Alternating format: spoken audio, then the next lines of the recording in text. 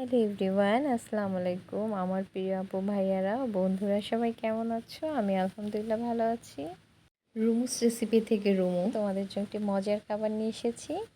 তার জন্য আমাদের দরকার হচ্ছে যেটা হচ্ছে থাই গ্লুটেন রাইস। বাংলাদেশে এটাকে বিন্নি চাল এটা একই রকম। তা আমি 1 কাপ পরিমাণে চাল নিয়েছি। চালটাকে ভালো করে ধুয়ে পরিষ্কার করে নিচ্ছি। এরপর এটাকে ভিজিয়ে রেখে দেবো 1 ঘন্টার জন্য। যে দেখো আমার চালটা ভেজা হয়ে গিয়েছে, আরও বেশি হোয়াইট হয়ে গেছে। আমি এখন এটাকে রাইস কুকারের মধ্যে বসিয়ে দেব। রাইস কুকারে এটা খুব তাড়াতাড়ি হয়ে যায়, কোনো ঝামেলা পোহাতে হয় না।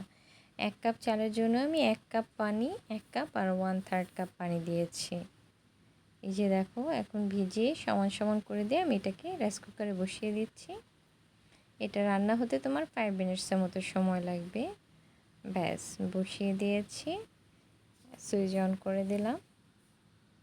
এবার তৈরি হয়ে যাবে আমার রাইসটা। এই যে তৈরি হয়ে গেল, দেখো 5 মিনিটসের মতো লেগেছে সময়। রাইসটা কতটা স্টিকি হয়েছে তোমরা দেখেই বুঝতে পেরেছো। যে দেখো কতটা সুন্দর হয়েছে। এটা ম্যাঙ্গো স্টিকি রাইসটা এই রাইস দিয়ে হলেই বেশি ভালো হয়। আমি এখন এর জন্য নিয়ে নিচ্ছি 1 কাপ পরিমাণ কোকোনাট মিল্ক বা ক্রিম। আমার হাতের কাছে ক্রিমটা ছিল। আমি এখন দিয়ে দিচ্ছি এখানে হাফ টিস্পুনের মতো লবণ, 1/4 কাপের মতো কনডেন্স মিল্ক। আমি মিষ্টিটা বেশি চাচ্ছি না, তাই আমি 1/4 নিয়েছি। তোমরা চাইলে আরও বেশি নিতে পারো। এটাকে ভালো করে মিক্স করে নেব। দেখো মিক্স করে নিতে হবে কি না, মিল্কটাকে, কোকোনাট মিল্ককে। যে অনেক সুন্দর হয়েছে। তোমরা আমার রেসিপিটি ফলো করলে দেখতে পাবে, পুরোটা ভিডিওর সাথে থাকো, দেখবে স্টেপ বাই স্টেপ আমি তোমাদেরকে দেখিয়ে দিচ্ছি। আমি এখন একটি প্যানে আমার সেই মিক্সচারটাকে ঢেলে দিয়েছি কোকোনাটের মিল্কে। এখন এটাকে আমি ভালো করে জাল করে নিচ্ছি। এই যে দেখো ভালো করে যখন বাবলস আসবে, গরম হয়ে যাবে, ফুটে উঠবে, আমরা আরেকটা স্টেপে চলে যাব। তোমরা অবশ্যই স্টেপগুলো ফলো করার চেষ্টা করবে। আমার মতো করে রান্না করলে তোমাদের কাছে ভীষণ ভালো লাগবে। এটা খেতে কিন্তু অনেক সুস্বাদু হয়।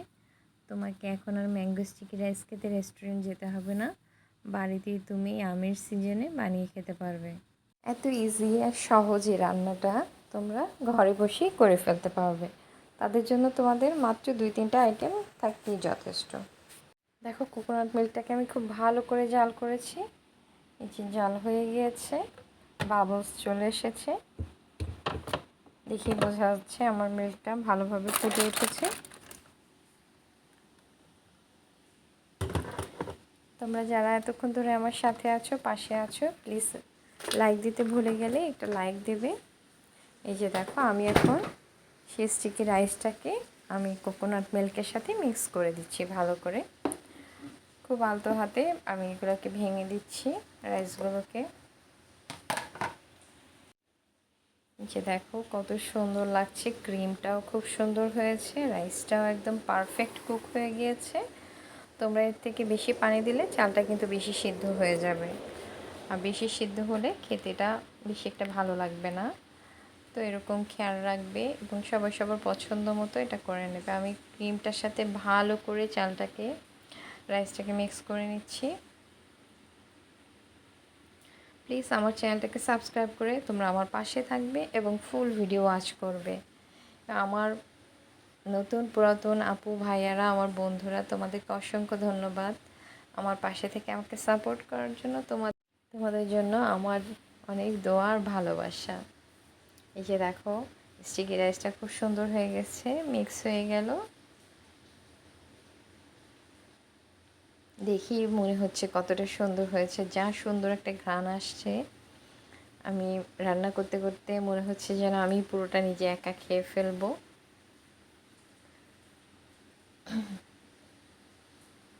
আমি এটা বাসায় প্রায় বানিয়ে থাকি, আমার বাচ্চাদের কিন্তু ভীষণ পছন্দ। আর যেহেতু আমি সিঙ্গাপুরে থাকি, এটা সিঙ্গাপুরের একটা খুব ফেমাস খাবার। আমার বাচ্চারা যখন ছোট ছিল, স্কুল থেকে এই খাবারটা কিনে নিয়ে এসে আমাকে বলতো, আম্মু তুমি একটু খেয়ে দেখো কত মজা, আর তুমি এটা বানাতে পারবে? তো সেই তখন থেকে আমি এটা বানাচ্ছি। যখনই বানাবো ফ্রিজে রেখে দিলে ওরা শুধু এটাই খেয়ে নেবে, ম্যাঙ্গো স্টিকি রাইস, আর কিছুই খাবে না এরা। তো মনে আপুরা বুঝতেই পারছো এটা কতটা মজার হয়। আর অবশ্য মায়ের হাতের রান্না সবারই ভীষণ পছন্দ। আমার মনে হচ্ছে বাচ্চারা মায়ের হাতের খাবার দেখে বেশি বেশি খেয়ে নিচ্ছে। বাট মাশাল্লাহ মাশাল্লাহ ওরা ভীষণ পছন্দ করে। আমার ধারণা তোমরা অনেক পছন্দ করবে। এই দেখো আমার রাইসটা কিন্তু তৈরি হয়ে গিয়েছে। আমি এখন এটাকে প্যান থেকে তুলে নেব।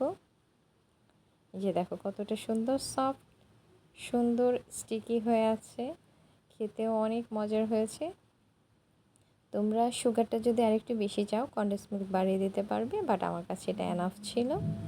এই যে আমি এখন প্যান থেকে তুলে নিয়েছি, একটা ডিশে নিয়ে নিচ্ছি। এখন আমি আরেকটার সস তৈরি করে নেব, যার জন্য আমি এখন সেম প্যানে নিয়ে নিচ্ছি আবার 1 কাপ পরিমাণ কোকোনাট মিল্ক।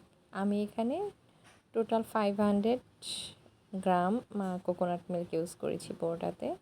দিয়ে দিচ্ছি কনডেন্স মিল্ক 2 টেবিল চামচের মতো, আমি বেশি দিইনি এখানে। যে দুইটাকে মিক্স করে নিচ্ছি। আরেকটি জিনিস আমরা ইউজ করব এটার সাথে, সেটা হচ্ছে এটা এখন দিয়ে দিচ্ছি লবণ। এটা হচ্ছে 1 টিস্পুন কর্নফ্লাওয়ার পাউডার। কর্নফ্লাওয়ারটা দিলে একটু ঠিক হয়, তোমরা স্কিপ করতে চাইলে, না দিতে চাইলে স্কিপ করতে পারো, এটা কিছু যায় আসে না, বাট আমি একটু ইউজ করেছি। এখানে থিকনেসটা একটু বেশি আসলে ভালো লাগে, এই জন্য তোমরা আমার টিপস ফলো করলে এভাবে কর্নফ্লাওয়ারটা ইউজ করবে। এরপর ভালো করে আমাদেরকে নেড়ে দিতে হবে, কন্টিনিউ এটাকে নেড়ে দিতে হবে যাতে করে ফ্রাই প্যানে লেগে না যায়। যে তোমরা দেখে বুঝতেই পারছো আমি কীভাবে নেড়ে দিচ্ছি। এটা মিডিয়াম টু লো হিট রান্না হবে, হাই ফ্লেম দেওয়া যাবে না। দেখো কালারটা চেঞ্জ হয়ে আসছে, কত সুন্দর লাগছে দেখতে। এটা ঘনও হয়ে যাবে। আমার মিষ্টি লবণ দুটোই একদম পারফেক্ট ছিল। সেই যে দেখো হয়ে যাচ্ছে। আমার রান্না তোমাদের ভালো লাগলে আমার রান্নাটি তুমি তোমাদের ফ্যামিলি ফ্রেন্ডসদের সাথে শেয়ার করবে এবং নিজেও রান্না করে খাবে, খেয়ে জানাবে কমেন্টসে আমাকে আমার রান্না তোমাদের কাছে কেমন লাগলো, আর আজকে স্টিকি রাইসটা কেমন লেগেছে। তোমাদের সুন্দর সুন্দর কমেন্টস পড়তে আমার ভীষণ ভালো লাগে। অবশ্যই কমেন্টস করবে, কমেন্টস রাখবে, যাতে আমি তোমাদেরকে আমার ভালোবাসায় ব্যাক দিতে পারি, কমেন্টসের মাধ্যমে তোমাদেরকে থ্যাংক ইউ বলতে পারি। এই যে দেখো আমার ক্রিমটাও তৈরি হয়ে গিয়েছে। ক্রিমের টেক্সচারটা দেখো কতটা সুন্দর হয়েছে, না ঘন না পাতলা, না থিক না থিন। এই যে এখন আরেকটু যেভাবে আমরা নেড়ে দিতে থাকবো এই সসটাকে, কোকোনাট সস। যে যেমন ঘন খেতে চাও তোমরা এরকমও রাখতে পারো। আমি আরেকটু পাতলা আরেকটু ঘন করব, তাই আরেকটু জাল করে নিচ্ছি।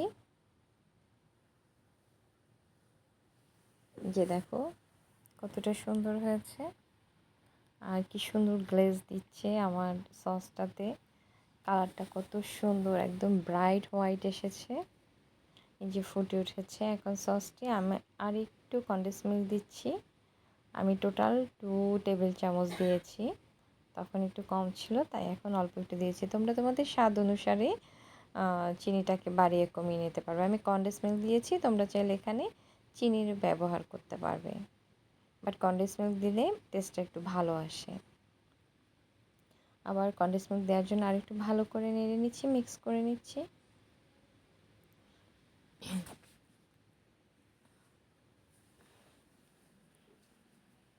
এই যে দেখো, হ্যাঁ ঘনত্বটা দেখে নাও তোমরা, তৈরি হয়ে গেল সস, তৈরি হয়ে গেল কোকোনাট সস। যে এবার আমি প্যান থেকে তুলে নিচ্ছি। দেখো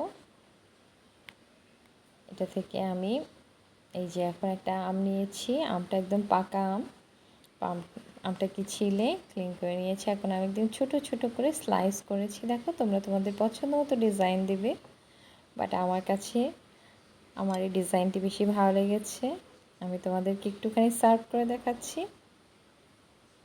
এটার থেকে আজকে আমরা সবাই একসাথে খেয়ে নেব। দেখো কতটা সুন্দর লাগছে দেখতে। রাইস, আমি ম্যাঙ্গোটা ডিজাইনটা মানে স্কিপ হয়ে গেছে, এভাবে বসিয়ে নিয়েছি আমটাকে রাইসের চারিপাশে। এখন আমি এটাকে পোর করে দিচ্ছি না কোকোনাট সসটাকে। এই যে দেখো কতটা সুন্দর লাগছে, কতটা ঘন হয়েছে দেখি তোমরা বুঝতে পারছো। এখন দিয়ে দিচ্ছি কিছু সেসিমি সিড, তিল তোমাদের কাছে না থাকলে দিতে হবে না, বাট এটা কিন্তু থাই ম্যাঙ্গো স্টিকি রাইসে এটা থাকে, দেয়া থাকে, একটু খেতে অন্যরকম লাগে তাই আর কি। এই যে দেখো, সবার আমার রেসিপি কেমন লেগেছে অবশ্যই তোমরা খেয়ে জানাবে, কমেন্টসে জানাবে। লাইক কমেন্টস করতে ভুলবে না। আমার নতুন রেসিপি পর্যন্ত সবাই ভালো থাকবে, সুস্থ থাকবে। দেখো কি পরিমাণ খেয়ে নিচ্ছে আমার সবাই। আজকের মতো এই পর্যন্তই। আল্লাহ হাফেজ, আসসালামু আলাইকুম।